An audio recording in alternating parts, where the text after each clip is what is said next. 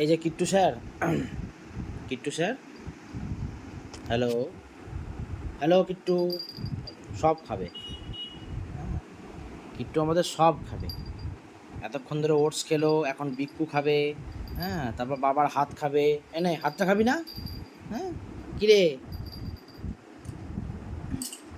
ও কিট্টু? আর আমরা এদিকে এখন চা নিয়ে বসে পড়েছি।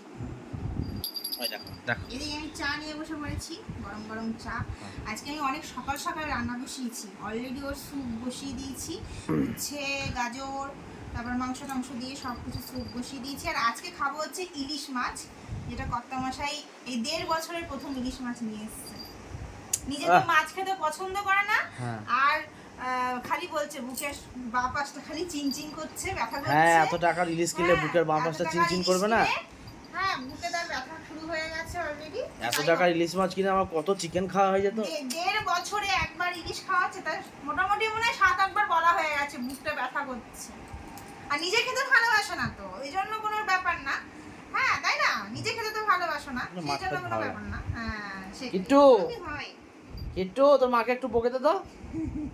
কিট্টু বকবে না, ও জানে ও মাকে বকলে মা খাবার যদি না দেয় চিন্তা, তাই জন্য ওর খালি শুধু মায়ের কাছে যাবে। হ্যাঁ। কই কিট্টু, কিট্টু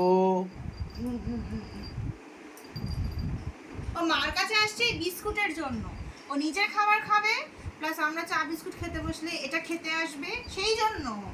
নালে এমনি এমনি না, এমনি এমনি না। হাবলা এ হাবলা, হাবলা, গাধা, এ গাধা। হ্যাঁ, গাধা বললেই তাকাবে, কিট্টু বললে তাকাবে না। কিট্টু, কিট্টু, তাকাচ্ছে না। এই যে কিট্টু তাকাবে না। এই যে গাধা বলো, গাধা, এ গাধা, এ দেখ টাকা গাধা।